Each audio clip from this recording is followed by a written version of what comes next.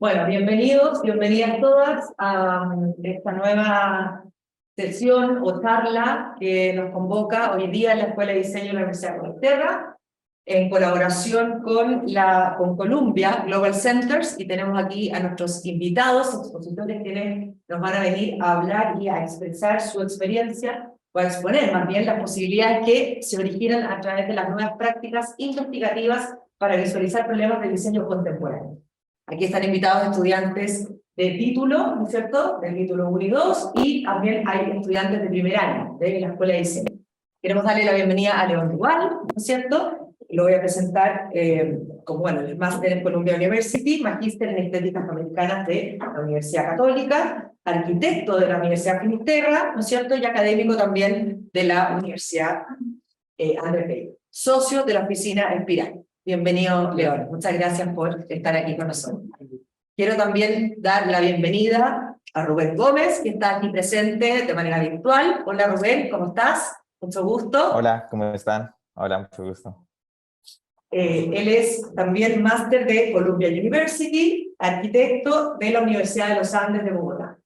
Y también le vamos a dar la bienvenida a Lina Celis. Lina, ¿cómo estás? Hola, ¿cómo están? Muy bien, gracias. Bien, gracias. Ella es arquitecta colombiana de la Universidad de los Andes de Bogotá y también realizó el máster en textiles de la Parsons School of Design. Así que bienvenida, Lina, a esta jornada. Y Elisa Ruteral, ¿estás, Elisa? ¿Cómo va? ¿Todo bien? Contenta de estar acá. Muy bien, bienvenida. Ella es licenciada en Bellas Artes de la Universidad de Buenos Aires y también estudiante en textiles de la Parsons School of Design. Muy bienvenidos a nuestros 4 expositores. Quiero también agregar que estamos justamente en este espacio, reunidos todos, invitados en una charla llamada Nixtamalizaciones, ¿no? ¿Te habían dicho? Sí. Bien, y ahí nos van a explicar y contar de qué se trata, así que yo ahora, como en representación de la escuela, ¿no es cierto?, dejo a los expositores para que nos presenten su charla. Muchas gracias a todos. Gracias, León. Gracias. Yo primero quería hacer como un pequeño aclaración, porque Columbia Global Center Santiago está colaborando, pero ayer se murió la directora del centro, Karen Poniatnik, y la gente de Columbia Global Center se excusó de venir porque, bueno, hoy día justo ahora está realizando el funeral, así que, bueno, lo van a ver por streaming, me pidieron fotos, así que video. Le mandamos saludos especiales entonces a todos ellos. Sí, así que ese fue un detalle, si no había más personas.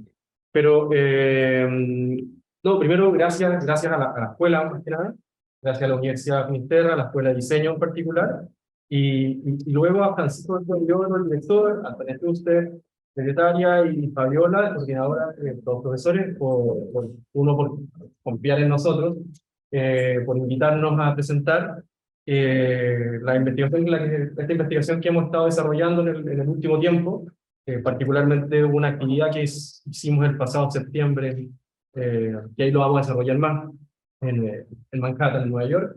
Y nada, quería agradecer a todos por estar acá. Hay estas personas, ¿verdad? Teníamos susto de cuántas cosas se podían a traer. El tema, Hay tres. el tema, sí. El tema entendemos que puede ser medio difícil de tragar al principio, pero ahí lo vamos a ir desarrollando y espero que les guste y espero que se animen después a conversar y a participar con nosotros. Queremos que sea lo más didáctico y lo más participativo posible. Bien, bueno, como están viendo en la pantalla está Elisa, Rubén y Lina. Son un equipo, ellos están ahora en Nueva York, en Brooklyn particularmente, así que nos van a estar acompañando desde allá. Como pueden ver, yo estoy acá. Entonces, estuvimos como tratando de resolver cómo podíamos hacer esto lo más participativo posible, entendiendo que van a estar ellos en la pantalla y yo voy a estar acá. Así que, bueno, ahí nos tiene que ayudar. Démosle un fuerte aplauso a todos.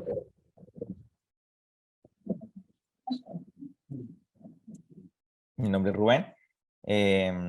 Bueno, pues es que ya me dieron la introducción. Nada, muy feliz de estar acá y poder compartir con ustedes un poco este trabajo que hemos estado realizando y aún más emocionado de la conversación que pueda surgir a partir de una historia que les vamos a contar.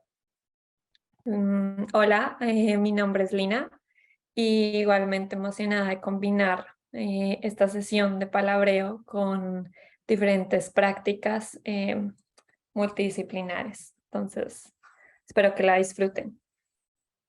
Sí, y hola, ¿qué tal nuevamente, Elisa? También parecido a ellos, así que nada, estén abiertos a compartir. Y bueno, ahora Rubén les va a compartir algo de lo cual después vamos a estar conversando luego en el palabreo.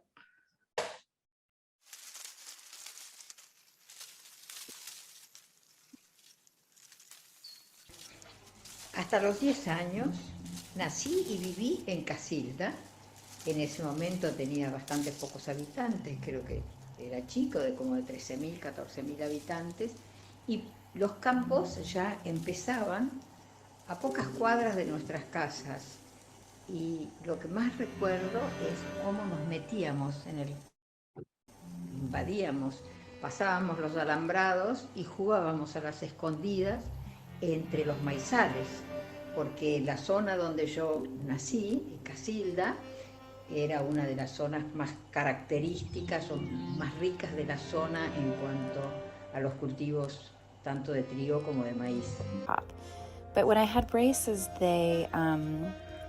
you can't eat corn on the cob with braces, and so I would have to cut it off. And I remember trying to cut corn off of the cob with a plastic fork, and just feeling that I was really missing so much, not eating it in its kind of proper way. And then I also remember how it felt to eat corn on the cob with braces, and I tried to do it, and just to get everything stuck in your teeth and in your braces. And I mean, even still now, I love to eat corn on the cob, and it really is quite annoying food to have stuck between your teeth. Fragmento del poema Vegetaciones de Pablo Neruda. Como una lanza terminada en fuego, apareció el maíz, y su estatura se desgranó y nació de nuevo. Diseminó su harina, tuvo muertos bajo sus raíces, y luego, en su cuna, miró crecer los dioses vegetales. Arruga y extensión. Diseminaba la semilla del viento sobre las plumas de la cordillera.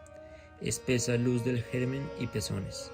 Aurora ciega amamantada por los ungüentos terrenales de la implacable latitud lluviosa, de las cerradas noches manantiales, de las cisternas matutinas. Quando penso em milho, penso numa época que a minha mãe cozinhava muito. Acho que muito mais do que agora. Mas talvez que ela cozinha muito agora mesmo, porque eu não estou mais em casa, né?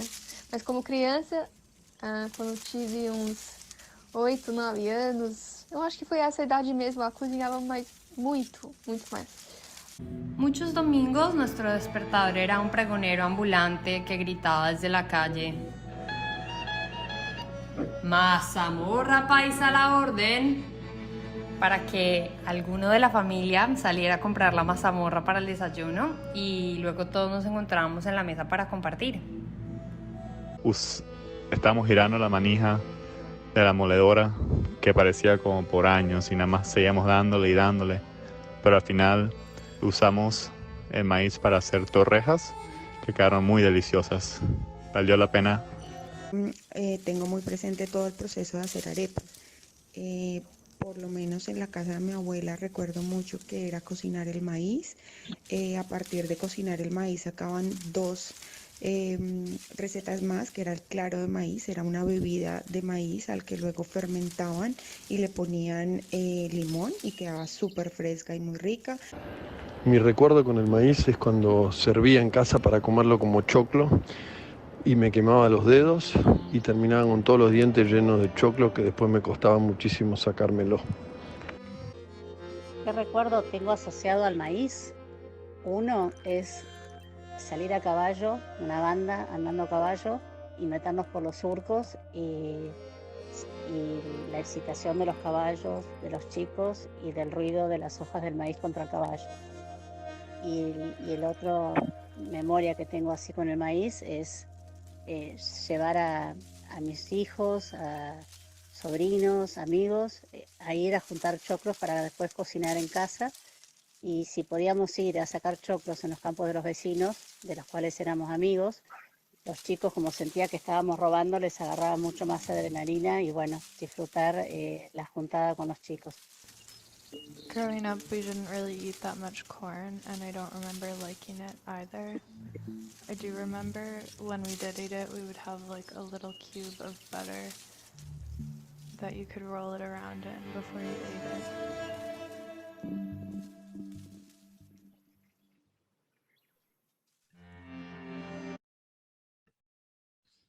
Bueno, espero que les haya gustado a todos.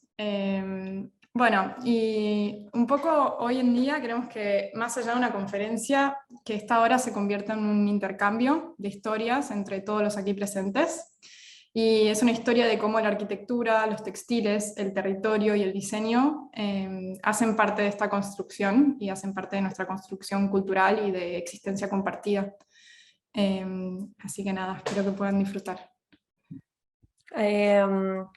Pues nada, a través de esta charla queremos contarles que nosotros nos entendemos como un colectivo transdisciplinar e interesado en entender la multiplicidad de relaciones humanas y más que humanas, a través de un intercambio de historias individuales y colectivas de conocimiento oral y material. Pero también para ello nos situamos desde una perspectiva latinoamericana de región.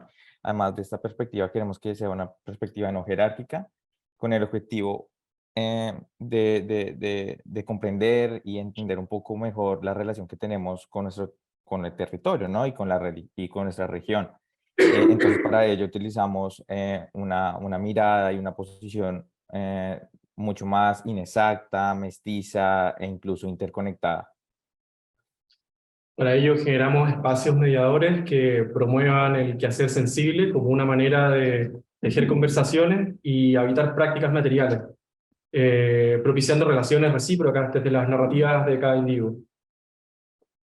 Y pues desde prácticas ancestrales y narrativas domésticas de nuestra región, creemos que debemos incorporar esto, ya que son fundamentales para entender cómo nos identificamos dentro de este ambiente construido.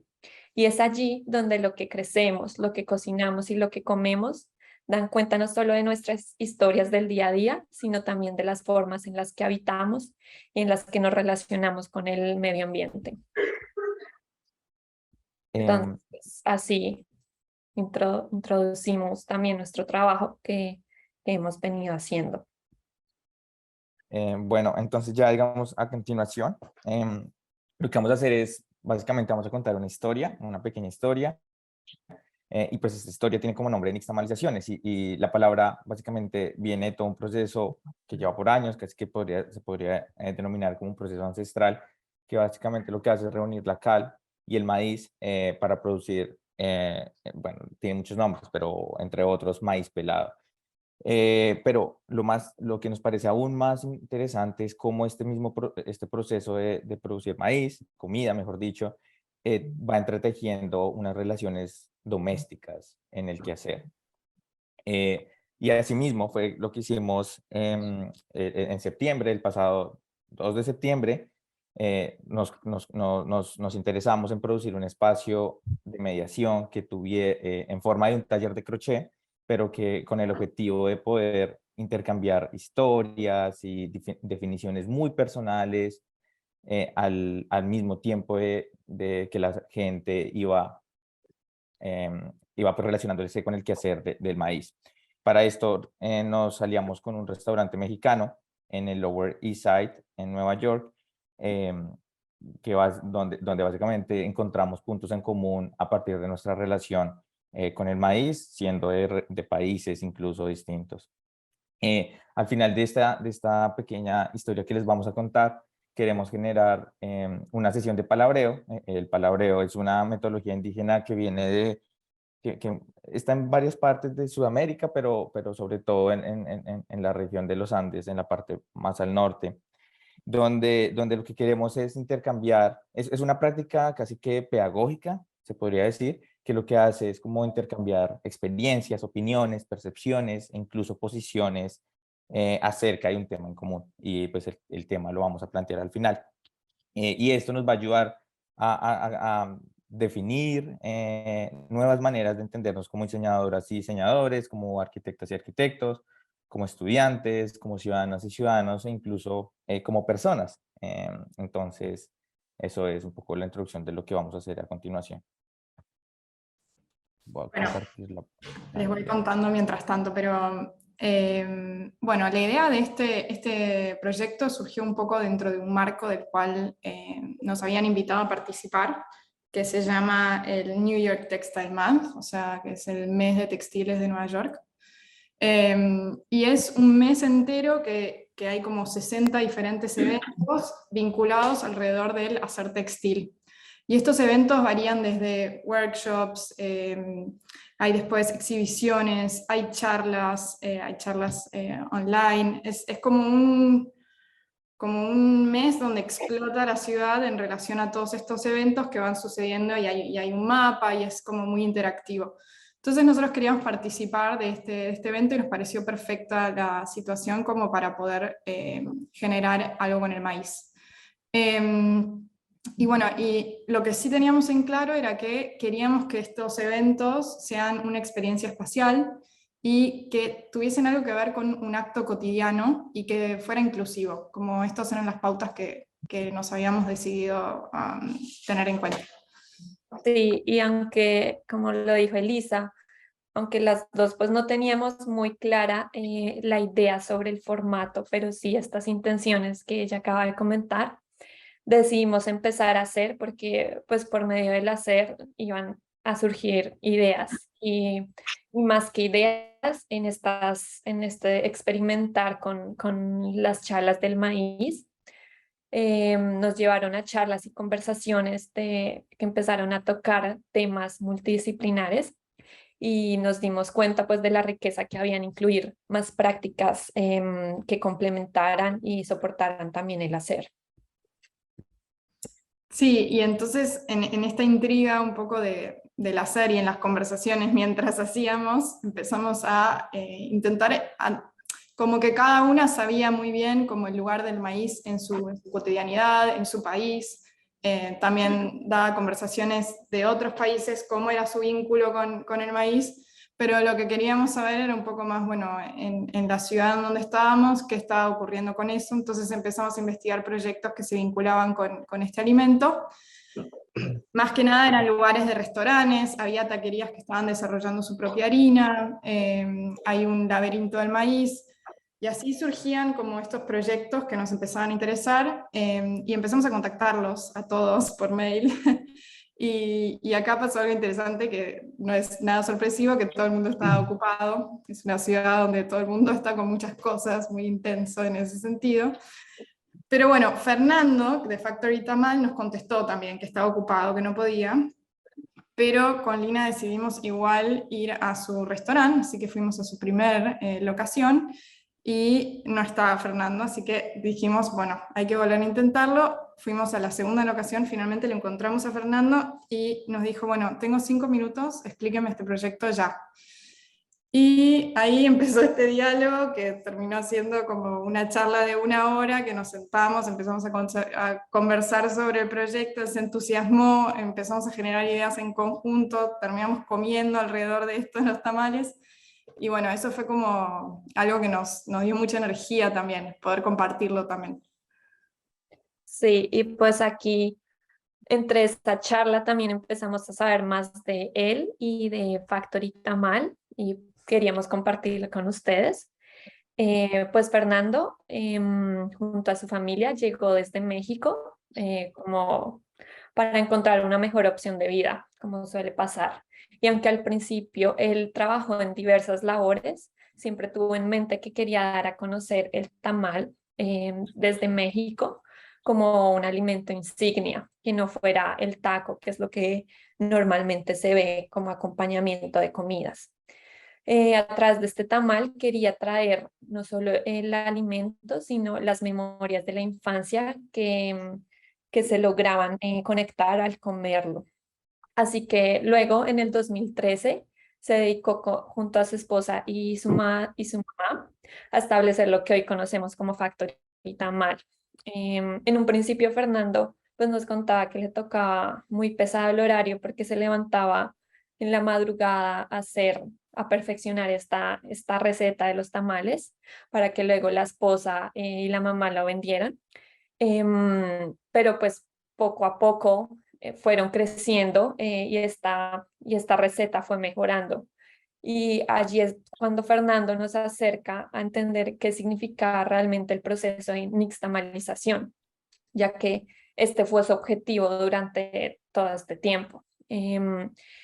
También Fernando, algo que nos contó que diferencia una comida, en específico estos tamales, es el origen del maíz. El maíz que él utiliza lo traen de Cholula, México, de donde es él, y dice que el sabor cambia notablemente porque es un maíz que no es híbrido, que no ha sido genéticamente modificado, pues como en serie. Y nada, gracias a esto pues logra establecerse en Nueva York, ya tiene 2 puntos y tiene muchas historias que contar a través de sus tamales. Bueno, y habiendo trazado, o sea, con Lina ya teníamos trazado esta conexión entre los materiales, la comida y el hacer, y ahí entonces nos pusimos en contacto con Rubén y León, que desde su posición como arquitectos habían estado desarrollando una investigación acerca de cómo la comida es un actor trascendental en las renderizaciones y ensamblajes de las sociedades, y cómo pueden perpetuar lógicas hegemónicas, y nada, y así fue como nos empezamos a juntar, empezaron muchas conversaciones largas que a veces, bueno, nada, parte de este colectivo es tener muchas conversaciones largas alrededor de un tema, y entonces ahí empezó a cobrar un nuevo sentido el proyecto, y lo empezamos a mirar desde muchos ángulos diferentes. Y la idea también es que este cuerpo de trabajo siga evolucionando, que luego les vamos a contar un poco más sobre ello. Entonces, cuando nosotros entramos con Rubén, nosotros veníamos del mundo de la arquitectura y estamos empezando a hablar, nuestro trabajo está más enfocado en el tema de espacio y narrativas espaciales, era cómo envolver esta investigación que estaban llevando Lina y Elisa, y decidimos crear más que una práctica, más que un workshop en sí mismo, creamos un espacio. Y idealmente un espacio que mezclara el hacer con la exhibición, con una cosa más performativa, y que en ese sentido se pudiera salir de los formatos más clásicos, más tradicionales, como lo que cualquiera podría quizá pensar o ver en una galería o en un museo. Y todo esto porque en realidad lo que nosotros queríamos hacer, más allá del puro workshop, era entablar relaciones, y entablar relaciones horizontales entre los participantes. Donde se produjeran estas conversaciones entre la gente que asistía y participaba del workshop y los hacedores, o los que estaban en el fondo transmitiendo este conocimiento, que al final era una transmisión bastante horizontal y bastante recíproca, porque al final se perdía esta noción jerárquica, como se decía, o de que hay alguien que le enseña a otro, sino que al final era una cosa bastante más transversal.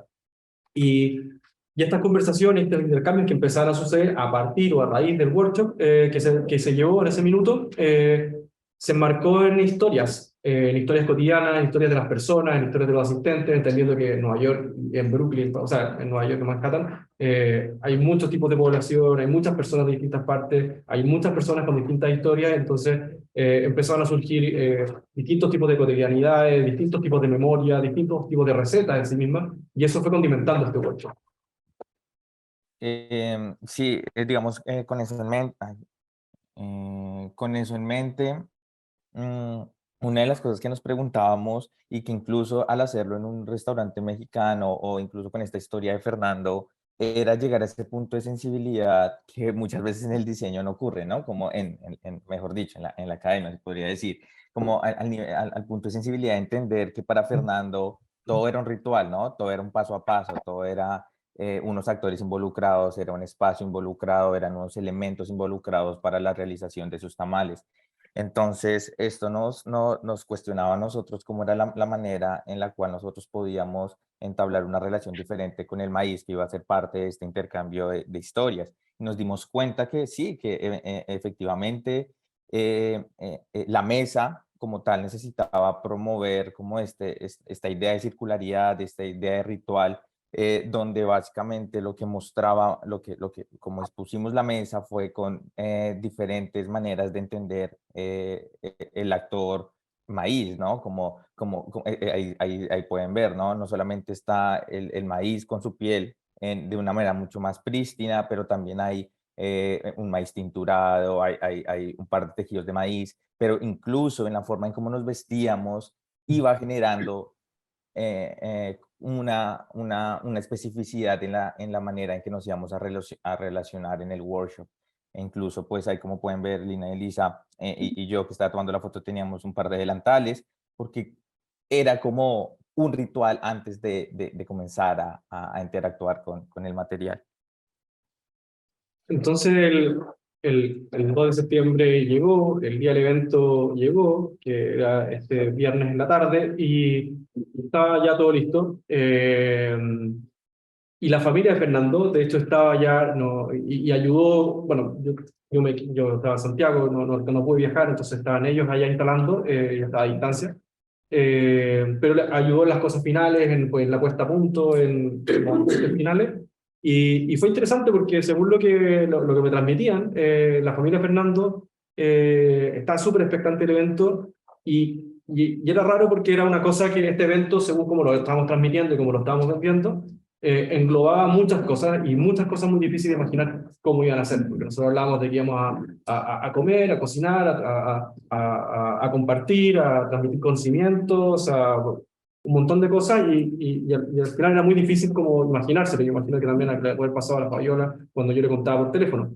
Y por lo mismo, nosotros habíamos establecido, estuvimos trabajando todas las semanas previas en desarrollar un guión súper detallado que nos permitía, así como casi nos fuera un recetario de cocina, paso a paso, a los actores que están en el lugar, Rubén, Lina y Elisa, con sus distintos roles, saber exactamente más o menos cómo operar. La cosa era tampoco entrar en improvisaciones que pudieran empezar a tergiversar o no sé, a producir improvisaciones o planificaciones que fueran como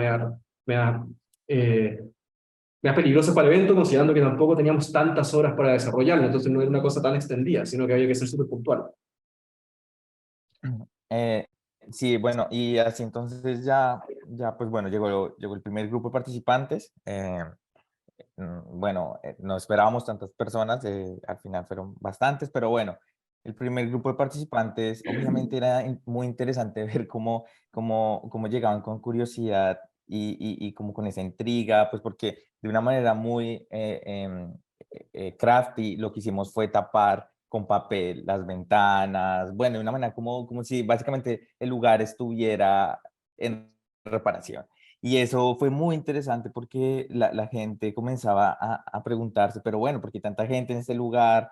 Y eso lo que iba a surgir, lo que pretendíamos hacer era que se diera como este momento de sorpresa cuando la gente entraba. Para ello, entonces, de todas maneras, yo estaba ahí en la puerta, les iba entregando un pequeño manifiesto / instrucciones con el cual, pues al momento de leerlo, básicamente decía un poco cuál era la idea y cómo ellos iban a ser parte activa del performance que iba a ocurrir en el interior. Entonces, pues así como dijo Rubén, cuando él empezó a repartir este manifiesto, allí se leía que debían entrar al espacio, tener una mente abierta por el mismo sinfín de actividades que iban a pasar y debían permanecer en silencio una vez el performance empezara. Al mismo tiempo, Rubén entregaba en la puerta un menú y una aguja de crochet para el taller. Las personas tenían más o menos como 5 minutos para ordenar cualquier cosa del menú en la caja, como por ejemplo los tamales típicos o la bebida de la casa, que se llama la mugre, que es muy rica. Está hecha de maíz fermentado con cacao. Y pues aquí cabe mencionar que este menú fue diseñado en colaboración con Fernando y que recetas también él y su familia querían incluir en este evento para resaltar el sabor del maíz en cada tamal y también contar un poco su historia familiar detrás de esta receta insignia.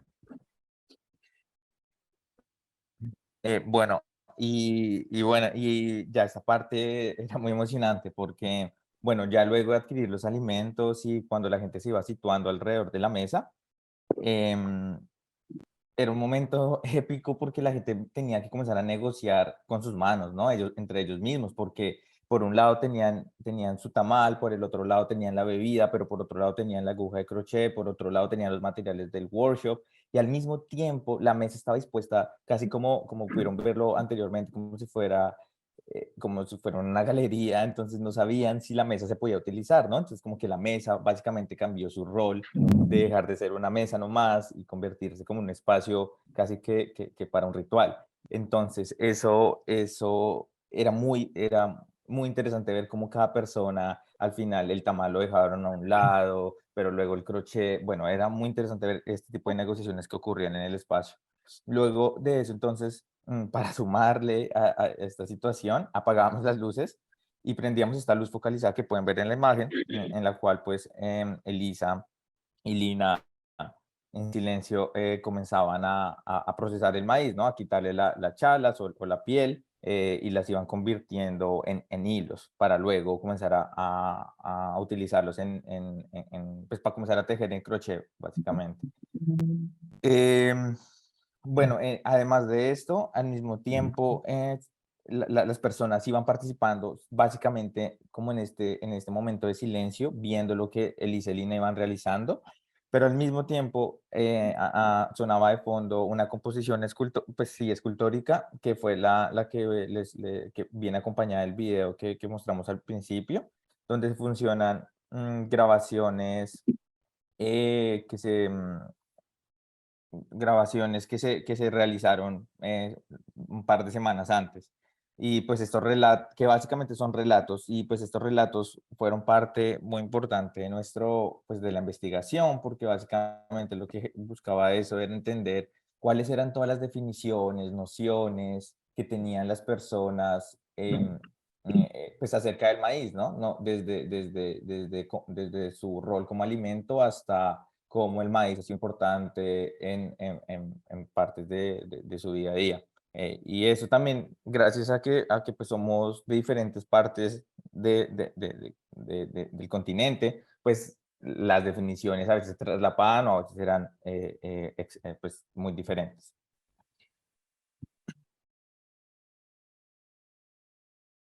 Bueno, y acá llegó un momento en donde, a través de esto que ven en la foto, un poco como que esta cuerda que empezábamos a atar todas las chalas de maíz y se empezaba a alargar, la empezábamos a pasar a la mesa, a los integrantes de la mesa, y esto empezó a generar como una unión entre todos los participantes. De alguna forma estábamos todos siendo actores, y entonces ahí la mesa pasaba a tener otra dinámica, donde no éramos nosotras quienes estábamos presentando a través del hacer, sino que todos empezaban a participar. Y cuando termina, se prenden las luces, termina la música, ahí de a poquito empieza a suceder esto, como la palabra en relación a historias del maíz, se empieza a conversar sobre ello. Y también pasa algo muy lindo en ese aspecto, que es que, nada, cuando uno está haciendo, eso relaja y permite que la charla sea otra de alguna manera. Bueno, y entonces lo que pasó es que esta mesa de desconocidos, que en realidad habían entrado hace 10 minutos por ahí al espacio, pasaban a ser una mesa de amigos, familia. Nada, uno ve las imágenes, por ahí no se termina de imaginar, pero la mayoría de estas personas, o sea, por ahí había gente que venía de a dos, pero en general nadie se conocía, venían de distintos lados, distintos países, tenían cada uno su bagaje cultural muy diferente, y muy rápidamente esto era una excusa para romper esas barreras sociales. Entonces eso me parece que la idea de crear este ambiente sucedió de forma como muy natural, y que se pudo hacer en el formato del Factory Tamal, de un restaurante, que asimismo, si esto sucediese en una galería o en un museo, hay como mucho... es difícil romper esa barrera de alguna forma, y acá yo por lo menos siento que lo logramos. Sí, porque como al final lo que estaba haciendo súper interesante y lo que terminó pasando fue que personas muy distintas, de partes muy distintas, de instituciones muy distintas, que convergían en este pequeño local, como se veía, una callecita en un barrio bastante atrás mano, que tenían distintas edades, distintas historias, distintos pasados, países de origen, relatos todos distintos, muy únicos todos por lo demás. Hay que entender que esta ciudad al final como que converge gente de todo el mundo y de todas partes al final en distintos tipos de situaciones. Tenían la posibilidad bien extraña de compartir y empezar a intercambiar historias en torno a un elemento que finalmente terminaba siendo súper común a distintas culturas, a distintos estratos sociales, a distintos intereses, etc. Entonces eso fue súper rico que se terminó produciendo. Ahí nosotros terminamos después escuchando bastante recuentos de personas que participaron, que después nos terminaban contando, y así como cosas que iban subiendo a las redes sociales. Y esta dinámica, obviamente, estaban espaciadas, fueron aproximadamente 3 horas de evento, propiamente tal, en donde cada dinámica como tal, cada proceso, cada mesa, tenía un tiempo, unos aproximadamente 50 minutos, más o menos 1 hora, y que después daba fin para que entrara otro grupo. Eran más o menos 8 personas las que cabían, y de hecho no teníamos contemplado que llegara tanta gente. Pensamos que que íbamos a estar sobrados de tiempo, la verdad, y al final llegaron aproximadamente unas 70 personas. Entonces, que se agolparon afuera del local y se produjo hartas dinámicas. Entonces ahí Rubén, que estaba afuera, tuvo mucho trabajo compartiendo, informando, explicando lo que estaba sucediendo adentro. Adentro estaba un ambiente bastante más íntimo, en este espacio que ustedes ya vieron, y estaban estos grupos que iban rotando, donde en estos espacios intermedios, entre que se vaciaba una mesa y se volvía a llenar, se producían más conversaciones y se empezaban a contar con las personas que estaban afuera. Yo acá les quería preguntar a ustedes un poco como, bueno, por ahí Lina, vos primero, nada, ¿qué observaciones tomaste vos del evento? O sea, ahora que pasó tiempo y que lo pudiste analizar un poco, ¿qué conclusiones sacaste? ¿Qué te llevas? Bueno, Eli, pues esto lo hemos estado hablando, pero así como también me gustaría compartirlo. Sobre todo para mí fue muy importante los vínculos de las personas que se crearon en este corto tiempo, porque como lo dijo Elisa, muchas personas venían solas o no conocían a la mayoría de los participantes, pero al final terminaron intercambiando, además de conversaciones, como sus números para seguir hablando. Entonces, para mí eso fue fascinante porque no es fácil en tan poco tiempo establecer estas conexiones. Y aparte de las conexiones, también esas conversaciones que se dieron un poco más íntimas, más de compartir memorias e historias de los demás, que pues suelen ser muy personales, pero que a través también de esta interacción entre la comida y el hacer empezaban a hacer mucho más fácil de que saliera, ¿no?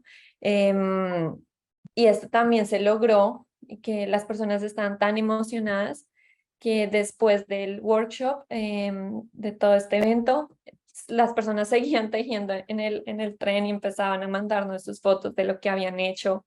Entonces ahí también se resalta esta experiencia multisensorial de muchas cosas pasando que activaron que los actores dieran más que solamente prestar la atención, ¿no? Que fuera como algo más recíproco. Y nada, también como que la creatividad desborda también de pronto unos límites, que acá solo estábamos haciendo crochet, pero muchas personas empezaron a tejer con las manos sin usar la aguja, y otras personas empezaron a tejer con otros elementos como con 2 agujas, entonces eso también fue increíble. No sé, y fue también lo que le contamos un poco a León, que León estando pues desde allá viendo toda esta dinámica, pues él también empezó como a comentarnos cosas, no sé. Sí, bueno, que ahí, claro, originalmente yo iba a estar ahí también, pues, colaborando con Rubén afuera, y después por detalles tuve que quedarme en Santiago, no pude volver, y Pero sí, pese a que no estuve, y cuando estábamos planeando esto, cuando empezamos, desde que fuimos invitados y después de escuchar las cosas como iban sucediendo y las historias que se iban dando, aparecían, a mí particularmente me interesaban mucho las historias políticas que se empiezan a dar a raíz del maíz, y que empiezan a trazar muchas realidades culturales y puramente políticas a lo largo de Latinoamérica. Y que eso también habla mucho de los orígenes, del origen de este alimento como objeto, como alimento, y que al final tiene muchas similitudes y diferencias en el mismo continente. Eso para mí fue súper espectacular, como el despliegue que se empezó a realizar y como lo que empieza a abarcar el material. O sea, el material que al final es este alimento, es muchas cosas. Y por otro lado, también de lo que me iban contando, de esta persona que se llama Ragna, con Fernando, que era, la persona del restaurante, si bien eran personas muy, muy distintas, de contextos y de todos los tipos de contextos posibles e imaginables distintos, que probablemente en una ciudad como Nueva York nunca se hubieran topado, o si se hubieran topado nunca hubieran tenido que conversar, a partir de este elemento en común se pudieron conectar. Y yo los pongo como ejemplo porque fueron bien ejemplares en esa como conexión temporal que se produjo a través de estas conversaciones donde ambos pudieron aportar, él como un inmigrante, digamos, tan como en dos niveles, dos estratos completamente distintos en la misma ciudad, pudieron participar y comentar como iguales, que eso fue lo más interesante, esta historia y esta experiencia. Y yo me quedo con eso. No sé, Rubén, por ejemplo, ¿por qué te caes? Sí, hay una cosa que a mí me parece muy, muy interesante, que, bueno, volviendo a la idea de los espacios mediadores, que es un poco lo que teníamos en mente cuando quisimos realizar esta actividad, este workshop, es el rol que tiene el maíz. Es que es impresionante ver cómo bueno, después del workshop, pues, no sé, como de propiciar tantas relaciones tan diferentes con el maíz, cuando se lo comen, cuando están tejiéndole, cuando le están quitando la piel. Lo que más me impactó a mí es que cuando se acababan cada una de las sesiones de los workshops que tuvimos, no sabían qué hacer con los residuos del tamal que se habían comido, ¿no? Porque básicamente esa piel del maíz fue la manera en cómo ellos comenzaron a contar historias muy personales y cosas muy íntimas. Incluso, no, pues yo también entre esas conversaciones, pues nosotros también fuimos partícipes. Era rarísimo ver cómo las personas no sabían si llevarse la piel del tamal que se habían recién comido o botarlo, porque lo habían utilizado como un vehículo para contar sus historias. Entonces, siento que una de las cosas que me parece muy significativas y valiosas es cómo este actor maíz comienza a tener unas implicaciones mucho más profundas y más importantes cuando se utiliza o cuando se usa como parte de nuestras historias y de cómo nos construimos como personas. Sí, y acotando eso, Rubén, como también creo que nosotros le asignamos valor a aquellas cosas que tenemos más cercanas. Entonces, muchas veces luego de trabajar con un material de esa forma más cercana, lo miramos o lo valoramos de otra manera. Acá, por ejemplo, bueno, justo las charlas de maíz, que creo que mucho surgió de esto también, es que en Estados Unidos la gente cuando va a comprarlo le saca toda la chala al maíz y solo se lleva el maíz, o sea, propiamente la parte para comer. Entonces, también se empieza a jugar acá como el uso de un desperdicio de la industria de la comida, que es un tema actual bastante importante que hay que trabajar. Entonces también como eso va surgiendo, ¿no? Cómo empezamos a mirar lo que puede ser desecho con otros ojos, y creo que eso es como un aprendizaje también, por lo menos me pareció como que eso fue interesante. Sí, en eso que dice Lisa, pues cerramos también con pues agradecerles por haber escuchado como esta historia de lo que pasó en el evento, que de alguna forma creó una nueva memoria una historia en nosotros y en las personas que participaron. Y acá queremos, pues ya hablamos bastante, ahora queremos que ustedes también participen. Y pues queremos iniciar esta sesión de palabreo. Nada, acá entonces vamos a nosotros a invitarlos a hablar y quiero abrir esta sesión también como lo hicimos en el evento, que si alguien quiere compartir una memoria en torno al maíz y cómo este maíz y esta memoria se empieza a conectar como con un espacio físico, queremos también entender cómo se sienten ustedes después de esto.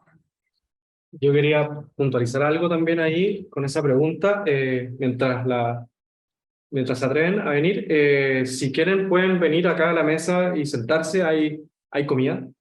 Es de maíz, justo como excusa, hay distintos tipos de maíces, son comprados acá en la esquina, así que no es muy sofisticado. Pero nada, los que quieran venir, pueden venir a sentarse, pueden participar de los asientos donde están, así que bienvenidos. Sí, bienvenidos. Nosotros acá, cada uno desde su casa los va a acompañar, estamos todos sentados. Así que nada, a compartir el alimento. Yo ya me comí mi arepa, entonces. ¿Ya te la comiste, Rubén? Sí. Muy bien. Alguien que tenga alguna historia del maíz o algo que hablar, vamos a hablar de maíz y otras cosas, pero si alguien quiere puede participar. Ya, viene Fabián Lavien. Hay nachos y hay gatos. Muchos quieren, pero Bueno, por último es si se van relajando. se van a entusiasmar cuando nosotros empecemos. Alguien puede subir si quiere. Mi relación con el maíz es casi exclusivamente de la infancia, porque ahora como que mi maíz es congelado. Entonces marcó mucho mis veranos. Nosotros nos juntábamos todos los primos en algún lugar del patio de la casa y mi abuela nos pasaba 20 para que en el fondo empezáramos a preparar lo que fuera, el pastel de choclo, los porotos granados de verano. Granados son los de verano, ¿no? Entonces todo lo que ocurría en torno como previo al almuerzo, que era desde muy temprano al volver de la feria, era que pasábamos como las mañanas a la sombra, sacándole las hojas, los pelitos de adelante, el choclo se vendía completo. Ahora no, pues como que viene trozado, congelado, sin pelito, no sé qué. Yo no sé si todos tienen tuvieron la experiencia de conocer todas las partes que componen la previa a la preparación de algún plato en torno al maíz. Y nosotros con mis primos nos empezamos a dar cuenta que si tú reventabas los granitos te salía esa lechecita que se te quedaba pegada, se secaba, se marcaba, y eso se transformó en un juego, porque tú podías hasta como mancharte, rayarte, o sea, la leche que por error te sacaba ahí un grano, que al final ese grano se iba a las humitas o al pastel de choclo, no había que sacar los granos, pero por error nosotros lo sacamos y dijimos, wow, aquí hay como una pintura. Entonces nada, tengo esos recuerdos que me marcaron mucho, el olor, los pelitos, nunca hicimos nada con las hojas, nunca fuimos tan visionarios. Sino que era como la relación con el granito reventado, crudo, que generaba esa leche exquisita para hacer otras cosas más. Y nada, entonces nos marcó muchísimo. Lamentablemente ahora la relación es netamente con la bolsa congelada. Que ahora que lo pienso, gracias a esta conversa, me doy cuenta que pierdo mucho en ese ejercicio. Igualmente, también yo soy de campo, no tanto de Santiago de ciudad, entonces estoy como súper familiarizada con la planta completa, no tanto en la bolsa. Entonces, no sé, siempre éramos chicos, con mi mamá, mis tíos, todos mis primos, íbamos como a comprarlos ahí donde está el caballero, todo allí era la carretilla como de choclo, todas las partes, como decía la profe, los pelitos y todo eso. Y siempre ya llegábamos a la casa, los pelábamos y como éramos chicos empezábamos a sacar los gusanitos, porque típico los naturales, 100% naturales, tienen como los gusanitos y los juntábamos y nos poníamos a jugar todos mis primos con los gusanos. Y a mí no me gusta el choclo, pero típico me ponían a moler ahí el choclo con el molinillo para hacer el pastel de choclo y todas esas cosas. Y en cuanto a más a materialidad, mi mamá también es súper habilidosa con el tema de las manualidades y con la cáscara empezábamos a hacer como un tipo de flores.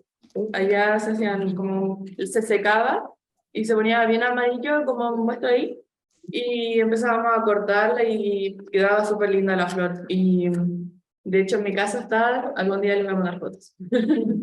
Hasta luego. Y es... ¿Alguien del público que quiera compartir alguna historia? Al fondo.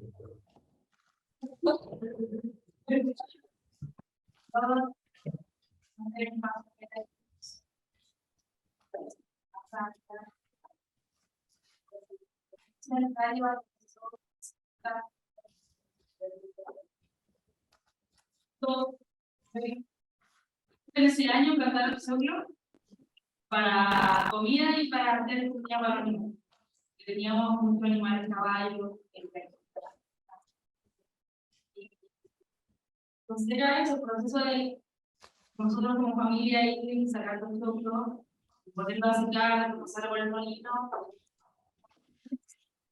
también hacer comida a los niños. Mi mamá nos dejaba ya que ir al campo a liberarnos de todos los delegados angelinos y mi hermana hacía un tiempo de trabajo. Y también hacíamos un pantapacas, porque usábamos el pelo de choclo, hacerle pelo a estos como muñecas y usarlas como de reina. ¿Ustedes escuchan bien ahí? Más ¿Lo que o están menos. diciendo? ¿Más o menos? Sí. Lo que estaban diciendo que usaban el choclo, todos los desechos del choclo, la piel, los pelos, todo, para hacer espantapájaros o muñecas. Increíble. Increíble, sí, y flores, ¿no? Flores, por acá había flores. Se escucha mejor quienes están en la mesa, no para promocionar la mesa, pero, pero se escucha mejor. Nada, me parece como muy lindas estas historias. En ese, porque bueno, hay bastante contacto directo con la planta en dos de las historias. ¿Sienten que de alguna forma como diseñadores, o sea, ¿cómo sienten que se vincula el ecosistema donde uno está con respecto a crear diseño? ¿Cómo sienten esto? Sí. ¿Quieren responder ustedes o alguien más? También está bueno.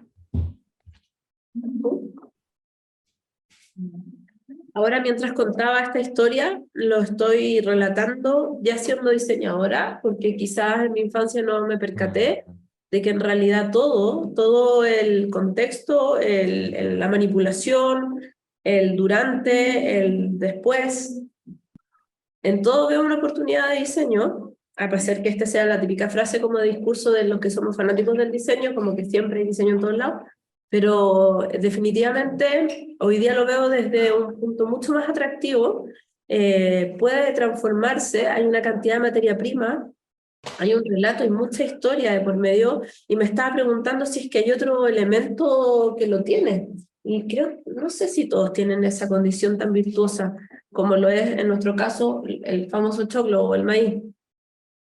Tiene muchas características que le permiten avanzar mucho más, pero la dinámica de conversación me permitió descubrirlo. O sea, me lo estoy cuestionando harto. Creo que tiene, y además estoy delante de subproductos del choclo en distintos formatos, colores, tamaños, es infinito, y está muy asociado a las historias particulares de un territorio, por supuesto de una geografía, de un clima, pero mucho más ricas quizá en historias, en relatos, en familias, en conflictos. Nada, es muy virtuoso, ¿cierto? Y por lo tanto muy atractivo para el diseño. Viéndolo más de una parte como alumno, en el cargo que nos dio la profe ahora hoy, nos pidió que no fuera de papel hilado. Entonces, básico papel blanco, no podíais usar ese. Y ahora viendo todo lo que las chicas nos estaban viendo, que tejían, sacaban las fibras, experimentar con otro material es súper interesante. no sé, tal vez la hoja de choclo al secarla es más fibrosa, le podemos sacar todo, tal vez no absorbe tan bien o tal vez sí absorbe bien. En cambio, cuando está verde es mucho más flexible, tiene una como variabilidad en secarlo o en mantenerlo natural. Entonces, súper interesante usarlo de diferentes maneras, como la materialidad que puede uno llegar a utilizar. Alguien me dijeron que hay estudiantes de título acá. ¿Alguien? Ari. Ah, Roberto, ¿querías decir algo? Sí, hay una cosa que me parece importante con este tema que Elia pues, levantó, y es que yo siento que básicamente también como contamos las historias es diseño, ¿no?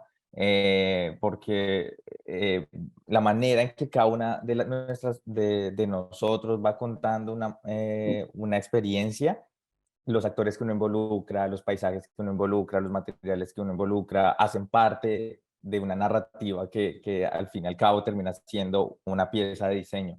Entonces, creo que incluso sin tocar el maíz, también uno termina diseñando con maíz, ¿no? En toda esta idea del storytelling.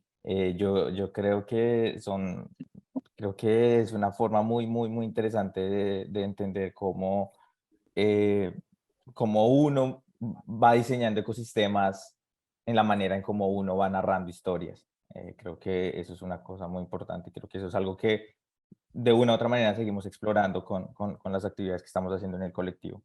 Sí, y también ahí en lo que dice Rubén, como que a medida de esta relación con el material y esta relación que se prolonga como a la exploración, tal vez también nos llevaría a pensar como qué pasaría si la educación estuviese más orientada como a estas lógicas que se pueden entender como prácticas ancestrales, como la manipulación de un alimento, o pues del material que lleva ese alimento,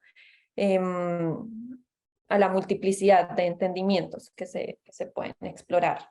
Entonces, Sí, y sobre todo, nada, creo que como en la actualidad, el gran foco de todo es empezar a ver la trazabilidad de todas las industrias y empezar a observarlas de forma más, yo creo que básicamente de mucho trabajo de los diseñadores, creo que va a empezar a ser, bueno, todas estas fábricas gigantes que produjeron muchas cosas de cierta forma van a tener que empezar a pensar, bueno, cómo contratamos diseñadores que nos ayuden a diseñar con este desperdicio que estamos generando.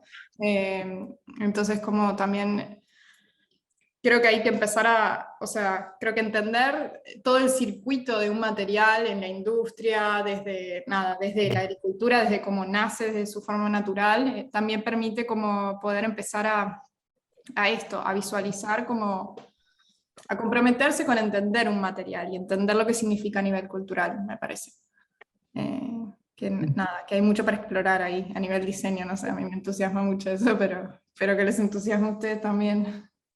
Sí, ahí yo quería aportar algo como un poco bien cruzado con lo que decía Rubén, Lina y Elisa ahora, y que básicamente desde mi área, que yo vengo de la arquitectura, Rubén también, por ejemplo, pero Lina y Elisa, bueno, Lina originalmente viene también de la arquitectura, pero no sé si han empezado a dar cuenta que a ratos se empiezan a desdibujar un poco las cosas, incluso los mismos comentarios o las observaciones que se están empezando a emitir, empiezan a perder esa especificidad de la disciplina. Y ahí, por ejemplo, cuando Elisa hablaba de la trazabilidad o la importancia de la conciencia respecto a lo que uno está haciendo, yo creo personalmente que ahí el objeto o la forma como tal empieza a perder un rol tan protagónico como que empieza a tener, y lo mismo con las disciplinas como tal, como usted se enfoca en esto, usted se enfoca en esto otro, sino que uno empieza como a jugar entre los espacios o transespacialmente.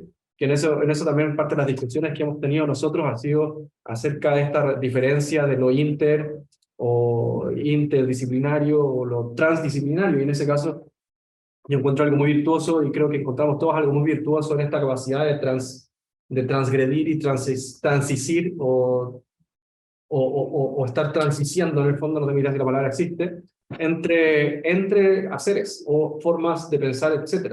Al final, diseñadores y arquitectos también nos convoca más allá del objeto o la forma, es el espacio, y son las relaciones. Entonces, entendiendo esas relaciones que se producen, por ejemplo, a raíz de un workshop, son quizás más interesantes, donde no es el proceso del workshop, tampoco es el proceso para hacer el workshop, sino que son las cosas que empiezan a suceder alrededor del workshop, que podrá ser proceso o no, consideramos que no. También empiezan a agarrar como una riqueza bastante importante que particularmente hoy tiene bastante que decir a la luz de todos los tipos de crisis que están sucediendo. Antonia. Sí, quería tomar la palabra un segundo primero para felicitarlos y agradecerles también esta oportunidad de compartir esta experiencia que ustedes ya tuvieron, que sin duda de alguna manera nos vienen a contar lo que ya sucedió, ¿no es cierto? Y por lo demás acá tenemos estudiantes efectivamente de primer año, entonces están iniciando la carrera en el diseño, ¿se escucha bien, no? ¿Ya? O me acerco un poquito al micrófono, ¿estamos bien? ¿Sí? ¿Se escucha? ¿Escuchan? ¿Me escuchan Elisa, Lina y Rubén? Sí. Y también tenemos estudiantes de último año en título, donde efectivamente están iniciando una investigación para terminar en un proyecto de título concreto, ¿no es cierto?, desde el diseño, ¿no es cierto?, y para eso la experiencia de lo que ustedes nos están transmitiendo, creo yo que además valorar el lenguaje del diseño para poder interactuar y comunicar a través de esta historia interpersonal, o sea, cómo el diseño aporta, ¿no es cierto?, desde la exploración de este material, y podría ser otro el día de mañana, ¿no es cierto?, pero es una manera de llevar la investigación a la práctica, ¿no? O sea, decir, esto es una investigación aplicada en la cual nosotros también tratamos de transmitir y por lo demás también dentro de la innovación de lo que el diseño nos permite hoy día hacer, ¿verdad? Y abierto a todas las disciplinas, o sea, ya da lo mismo si tú eres arquitecto, si eres diseñador, si eres, qué sé yo, vienes de otras disciplinas que no son necesariamente tan afines, sino que hay un tema de poder interactuar entre seres humanos a través de un objeto, ¿verdad?, que te permite múltiples soluciones o múltiples caminos, por así decirlo, ¿no? Y además es muy hermoso lo que se produce a raíz de, alrededor de la mesa, ¿no es cierto?, que convoca, dices tú, a personas de diferentes lugares, de diferentes culturas, y el lenguaje del diseño permite poder cruzar esas historias. Entonces, de alguna manera, la réplica, ¿verdad?, de acá de nuestras valientes voluntarias, ¿no es cierto?, la Fabiola y Nazaret, ¿verdad?, estudiante de primer año también, la felicitamos por estar aquí en la mesa, ¿no? Y poder de alguna manera dar o replicar, ¿no es cierto?, ese ejercicio que de alguna manera nos permite o nos abre a ejercitar o a explorar dentro de esta nueva práctica, por así decir, de esta investigación que ya no es necesariamente teórica, sino que se converge con las prácticas, y una práctica que es muy humana también, ¿no? Y que nos permite, nos abre a poder conocernos, entendernos, y se produce una sinergia bien interesante, que es lo que ustedes relatan, ¿no?, de esta experiencia allá en ese restaurante, en este lugar. Y yo quiero un poco transmitirles a todos los estudiantes acá que están mirando con bastante atención y yo creo que con bastante ganas de aprender y de saber, más allá de la palabra, que es bien compleja, hay que decirlo, nixtamalización, ¿no? Lo dije bien. Pero al final es una práctica, ¿no? Una práctica que dentro del lenguaje del diseño te permite poder investigar, indagar, y es lo que nosotros también tratamos de transmitirle a nuestros estudiantes para que ellos también se animen a ponerse creativos y a explorar desde esa práctica. Así que agradecerles también por este espacio y por supuesto darle la palabra, o si alguien quiere hacer preguntas también para poder conversar, pero sí felicitarlos también por este ejercicio, que es un aporte sin duda para una escuela que está todavía, ¿no es cierto?, innovando en estas nuevas prácticas que ustedes vienen a contarnos. Así que agradecerles de nuevo. Gracias.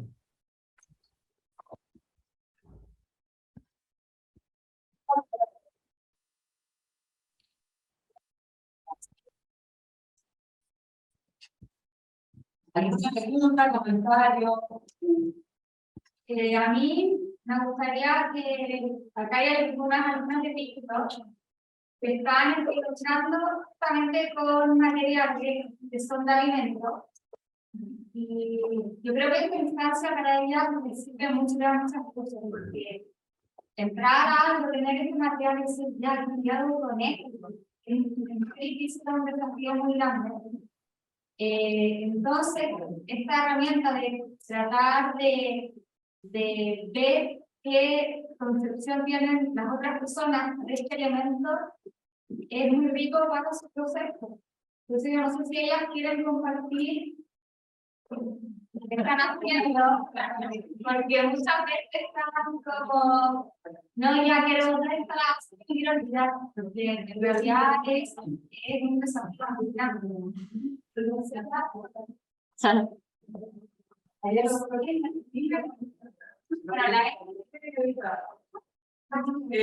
Yo estoy trabajando con el bagazo de la cerveza, que es como el residuo que se genera el proceso de la maduración y la cocción, que es la malta.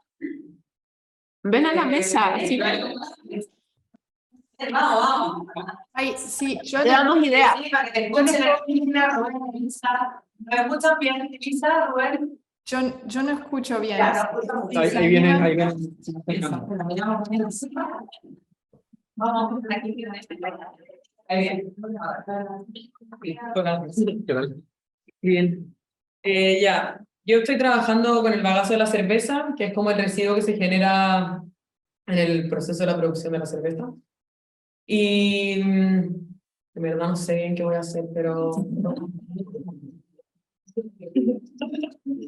estoy como investigando un poco el material, secándolo, viendo cómo se comporta. Hice algunas pruebas como, no sé, encontré una página que te da como recetas para hacer biomateriales. Y hice algunas pruebas como con agar y glicerol, agua, a ver cómo se comportaba. Le salieron hongos. No sé, como que en verdad la idea era quizás generar como un ladrillo, alguna teja más o menos biodegradable para poder hacer un habitáculo como para un parque nacional. Había pensado trabajar con el Parque Nacional Conquillío porque tiene una cervecería ahí mismo en el Parque Nacional. Entonces podría trabajar con el residuo de la cervecería que en el mismo Parque Nacional. Pero eso en verdad no sé, no estoy tan clara como para darle más información. ¿Qué consejo podrían darle a lo mejor también desde la experiencia de ellos, de Lina, ¿no? Me parece muy interesante el proyecto. Creo que si le crecen hongos, tenés que probar con aceite de ajo, por N, algo ayuda. Y después se me ocurre que podés también probar con micelio, ver si te ayuda a hacer estos ladrillos y si el micelio te lo puede comer al residuo y sobre eso crecer. Probaría experimentar con esas dos cosas, como que sigas si estás probando con agar y demás, que sigas probando eso, pero fíjate, hay aceite de ajo, voy a pensar que otro más puede ser que te ayuda a que... En estas como recetas que encontré, salía que le echara propinato de calcio, que se usa mucho para la comida, el pan y cosas así, para evitar que salgan hongos. Pero no tenía, así que hice el experimento sin el propinato y efectivamente le salieron hongos. Y son hongos claramente descomponedores, no son hongos comestibles. Entonces también hablé con un bioquímico para ver si podría generar hongos comestibles en este sustrato. Y me dijo que tenía que hacer una prueba como inyectándole esporas porque los microorganismos como que compiten mucho entre ellos y quizás el microorganismo como del hongo descomponedor que sale como natural del bagazo le gana a las esporas que yo le inyecto y nunca me va a salir el hongo que yo quiera y quizás tendría como que trabajar este sustrato como no sé, limpiándolo o secándolo y después volviéndolo a humedecer. Pero estoy haciendo pruebas. Yo creo que... Ay, perdón, Lina, anda vos. No, yo creo que como lo estás haciendo, pues acá pues también se da cuenta de un proceso y creo que la experimentación, o sea, sé que vas a llegar a eso experimentando, pero también lo interesante que estás haciendo es que no solamente te estás quedando con tu visión o con lo que estás investigando, sino que estás incluyendo otras prácticas y otras disciplinas que están conformando todo este microcosmos que estás tratando de hacer, porque, no sé, aquí pues también quería como alentarte a seguir este proceso, porque también te estás dando cuenta y en estos procesos de diseño que no solamente está como tu idea, sino que también estás empezando a mezclar la ubicación en donde lo estás haciendo, esta cervecería que estás incluyendo, entonces tal vez No solamente la cervecería sirve para los insumos del material en sí, sino también del conocimiento que también esta cervecería y las personas te pueden dar. Esta persona bióloga también te va a empezar a dar. Y hacer muchas pruebas, como que todo esto pues va componiendo un microecosistema tuyo, pero que se va alienando con otras prácticas. Sí, yo te quería aportar desde mi campo, menos técnico, por eso Lina y Elisa son las expertas acá, y en la casa de Lina me ha tocado ver varias veces como ella está con todos sus experimentos, entonces cuando tú hablabas ahí sonaba súper conocido, o visualmente sonaba conocido, pero como lo que está diciendo Lina, creo que también sería súper importante empezar a entender cuáles son los actores que están alrededor. Eso también se puede convertir en parte del material de la investigación, porque va a empezar a darle a darle un sentido o a ubicarlo dentro de un espacio o dentro de un circuito de relaciones que se están construyendo a partir de la cerveza, la cervecería, este parque, etcétera. Pero te aseguro que si empecé a indagar más, que probablemente ya lo he hecho, y empezar a construir material que puedas mostrar, ver y con el que tú puedas trabajar, de todas estas relaciones que empiezan a producirse y cómo se sitúa quizás este habitáculo y tal vez por qué un habitáculo y no otra cosa y de qué manera este espacio que se va a construir a partir de este elemento puede tener algún significado, alguna relación. Creo que podría empezar a responder bastante de las siguientes preguntas, que es uno es cómo hago el material, pero después qué hago con el material.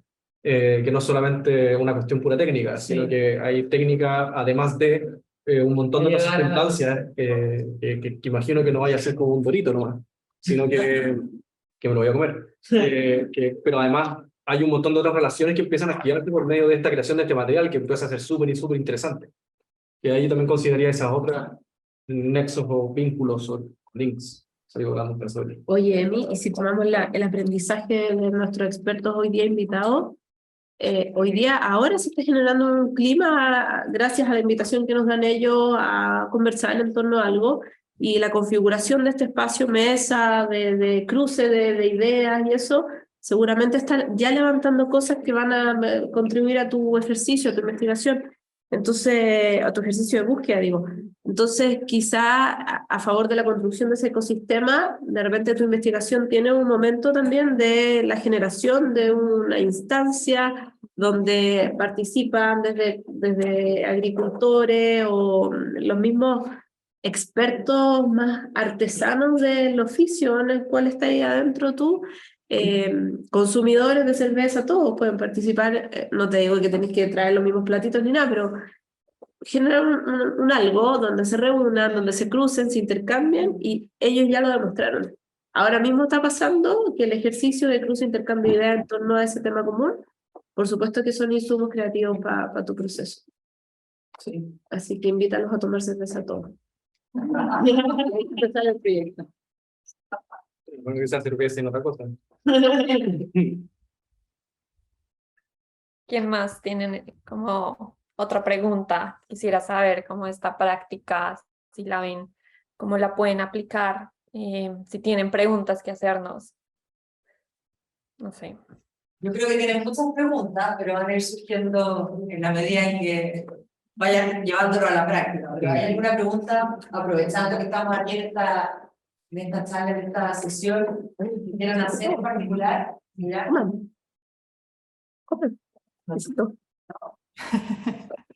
No, lo que sí, creo que acá estamos todos abiertos a que si surgen preguntas después, si nos quieren escribir o tienen dudas, o lo que sea, justo creo que eso es lo bárbaro de la actualidad, que es que es muy fácil contactar a alguien y estamos todos acá para contestar y para lo que sea, conversar incluso, no tiene que ser ni una pregunta.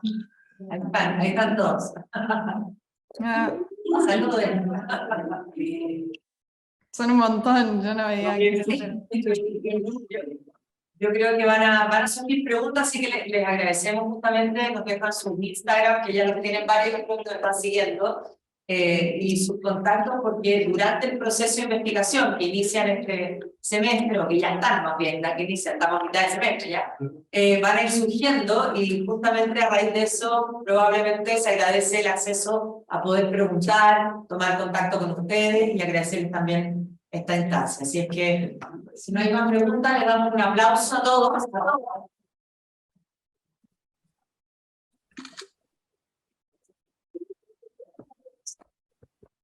En nombre de la Escuela de Diseño, agradecerle justamente por el tiempo, por compartir esa experiencia tan nutritiva, tan rica, tan retroalimentativa para el diseño, para nuestros futuros diseñadores, para la formación de ellos. A Lina, a Elisa, a Rubén y a León, por supuesto, que nos convocó hoy día. Así que muchísimas gracias y nos vemos en una próxima instancia. Muchas gracias a ustedes por abrir Gracias. este espacio. Muchas gracias. Ojalá que podamos ir algún día a conocer. De todas maneras, invitadísimos. Vale, gracias, adiós. Cuídense mucho, que estén bien. Chao, chao. Chao, adiós, chao.